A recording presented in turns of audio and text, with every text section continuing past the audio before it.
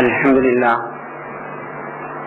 نحمده ونستعينه ونستغفره ونتوكل عليه ونعوذ بالله من شرور أنفسنا ومن سيئات أعمالنا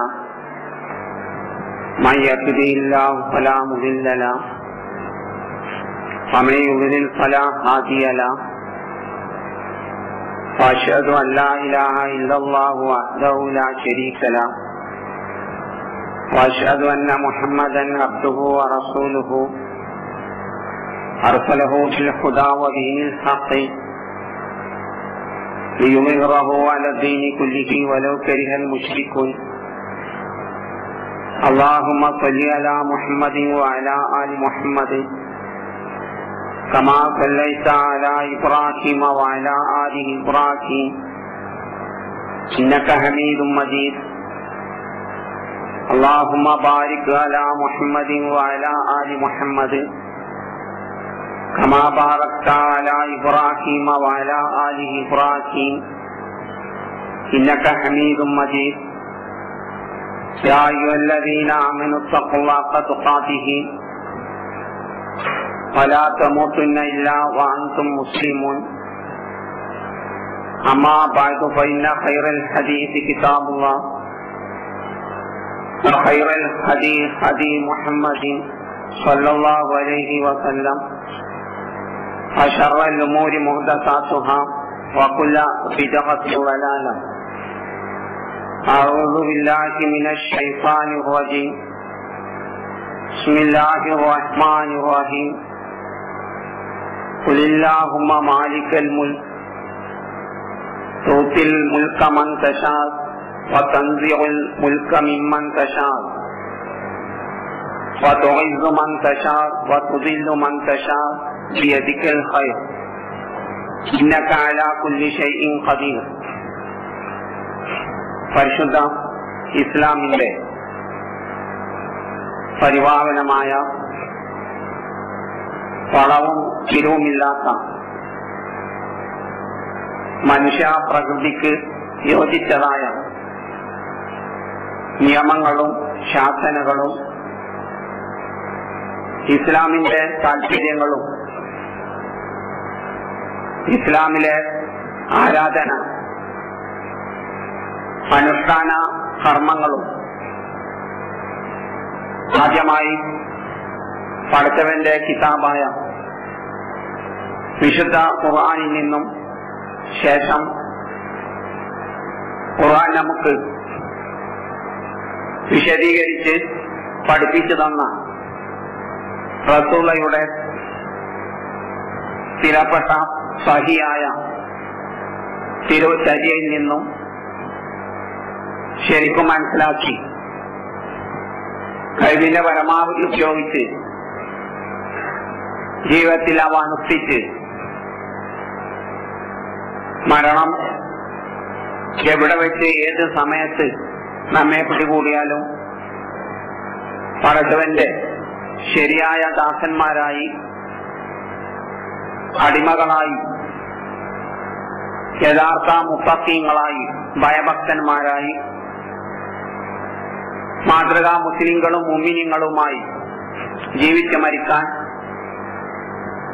ആദ്യമായി എന്നോടും തുടർന്ന് പ്രിയം നിറഞ്ഞ സ്നേഹം നിറഞ്ഞ സഹോദരന്മാരോടും സഹോദരിമാരോടും ഉപദേശിച്ച് കൊള്ളുന്നു. നാം വിശദീകരിച്ച് വരുന്നത് ഇസ്ലാമും മുസ്ലിങ്ങളും തനതായ രൂപത്തിൽ അതിൻ്റെതായ രൂപത്തിൽ അവശേഷിക്കുവാൻ ഖുർആനും പ്രവാചക ചര്യയും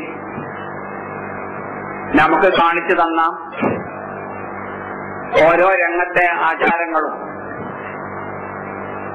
ഇസ്ലാമിൻ്റെതാണെന്ന നിലക്ക് തെറ്റിദ്ധാരണ കാരണം നമ്മളിൽ കടന്നുകൂടിയ ആചാരങ്ങളെ സംബന്ധിച്ചാണ്. മരണപ്പെട്ടാലുള്ള ക്രിയകളെ സംബന്ധിച്ചാണ് ഞാൻ വിശദീകരിച്ചു പോരുന്നത്. കഴിഞ്ഞ ഖുത്ബയിൽ ഒരു മുസൽമാൻ അവന്റെ ദുനിയാവിലുള്ള കടപ്പാടുകൾ ബാധ്യതകളൊക്കെ നിർവഹിച്ച് യാത്ര പോകുമ്പോൾ അവന്റെ ഭൗതിക ശരീരം മനസ്സ് പോലെ തന്നെ ശുദ്ധമാവാൻ വേണ്ടി മയ്യത്ത് കുളിപ്പിക്കുന്ന വിഷയത്തെ സംബന്ധിച്ചാണ്. ആരെയെല്ലാമാണ് കുളിപ്പിക്കേണ്ടത്, ആരെ കുളിപ്പിക്കേണ്ടതില്ല എന്ന വിഷയം നാം പരിശോധിച്ച് ശരി സ്നേഹിതന്മാരെ, മുസ്ലിങ്ങൾ കടന്നുകൂടിയ ഒരു വികല ചര്യയാണ്. ഓരോ പ്രദേശത്തും മയ്യത്ത് കുളിപ്പിക്കുവാൻ പ്രത്യേകം സ്ത്രീ പുരുഷന്മാരുണ്ടാവും.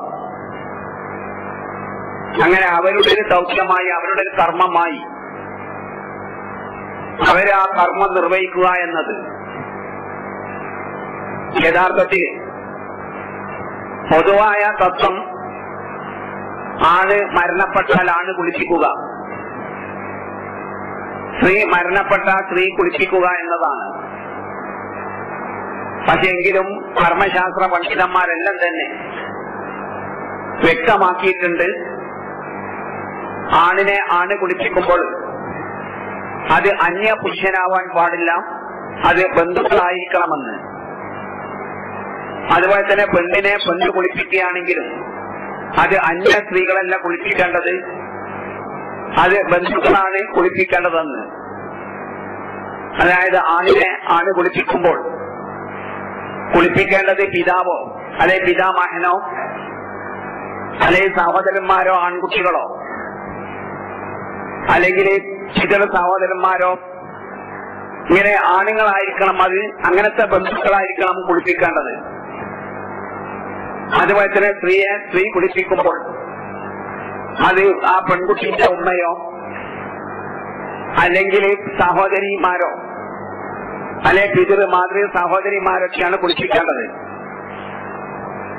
പണ്ഡിതന്മാർ വിശദീകരിച്ചത് ജനം സ്വത്ത് ഓരിയെടുക്കുന്ന ആ ക്രമത്തിലാണ് ഈ മയ്യത്ത് നാം കുളിപ്പിക്കേണ്ടത്. അത് പള്ളി ദർസുകളിൽ വളരെ സ്വീകാര്യമായ ഫത്വൽ മുഅ്മിൻ വരെ അത് നിർദ്ദേശിക്കുന്നത് കാണാൻ സാധിക്കും. അതുപോലെ തന്നെ വിവാഹബന്ധം നിശ്ചിതമായ ആർക്കും പരസ്പരം മയ്യത്ത് കുളിപ്പിക്കുകയും ചെയ്യാം. സഹാബത്തൊക്കെ അങ്ങനെ കുളിപ്പിച്ചത് കാണും. അബ്ദുല്ലാഹി ബിൻ അബി ഔഫ എന്ന സഹാബി തന്റെ മകള് മരിച്ചപ്പോൾ പിതാവാണ് മകളെ കുളിപ്പിക്കുന്നത്.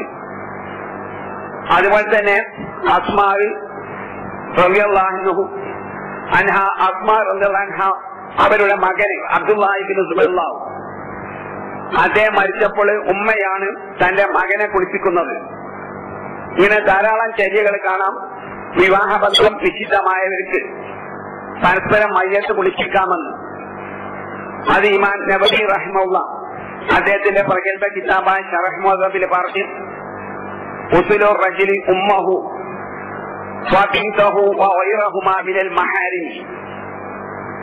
ഒരു മനുഷ്യൻ തന്റെ ഉമ്മാനെ മയ്യത്ത് കുളിപ്പിക്കുക, അതുപോലെ തന്നെ സ്വന്തം പെൺകുട്ടിയെ മകളെ മയ്യത്ത് കുളിപ്പിക്കുക, അതുപോലെ വിവാഹബന്ധമായ സഹോദരിയെ കുളിപ്പിക്കാൻ വിവാഹബന്ധം നിശ്ചിതമായവരെ കുളിപ്പിക്കുക. ഈ വിഷയത്തിൽ മദ്ഹബുന നമ്മുടെ അഭിപ്രായം, നമ്മുടെ മദ്ഹബ് ശാഫി മദ്ഹബ് ജവാസുഹു അത് അനുവദനീയമാണ് എന്നതാണ്. അപ്പൊ ഇമാം നബവി റഹ്മഹു തന്നെ ശറഹ് മുഹദ്ദബിൽ ഇതിനൊന്നും വിരോധമില്ല എന്ന് പറയുകയാണ്. എന്നാൽ സ്നേഹിതന്മാരിൽ ഭർത്താവ് മരിച്ചാൽ ഭാര്യയും ഭാര്യ മരിച്ചാൽ ഭർത്താവും കുളിപ്പിക്കുക എന്നുള്ളത് അനുവദനീയം മാത്രമല്ല, അത് ഹദീസ് പരിശോധിച്ചാല് സഹാബത്തിന്റെ നബിചര്യയൊക്കെ പരിശോധിച്ചാല് അത് നിർബന്ധമാണ്, അനിവാര്യമാണ് എന്നാണ് മനസ്സിലാവുക.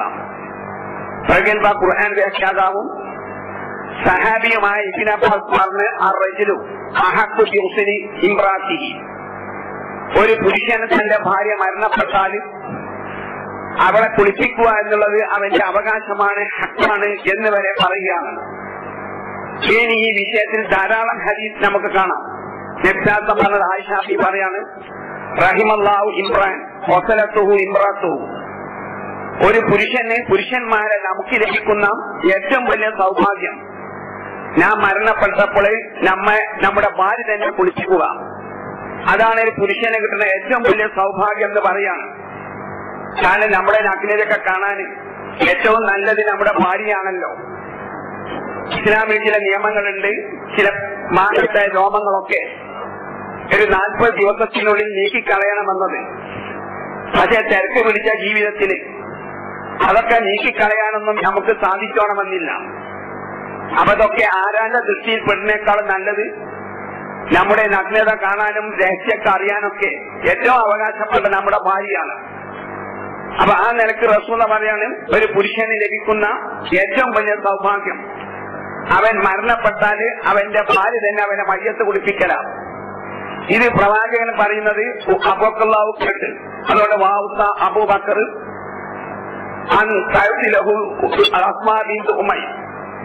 ഈ ഹദീസ് നബിയിൽ നിന്ന് കേട്ടപ്പോൾ അബൂബക്കർ നബിയിൽ നിന്ന് കേട്ടിരുന്നു. അപ്പൊ അദ്ദേഹത്തിന് മരണരോഗമായ അവസരത്തിൽ ഭാര്യ അസ്മാ ബിൻത് ഉമൈസ് എന്ന് പറയും. മകളും അസ്മാ തന്നെയാണ്. മകളെ തീരെ വനിതയാണ്. അതേ സമയത്ത് അസ്മാ ബിൻത് ഉമൈസ് ഭാര്യയായ അസ്മാ ഒരു ചപല പെണ്ണാണ്.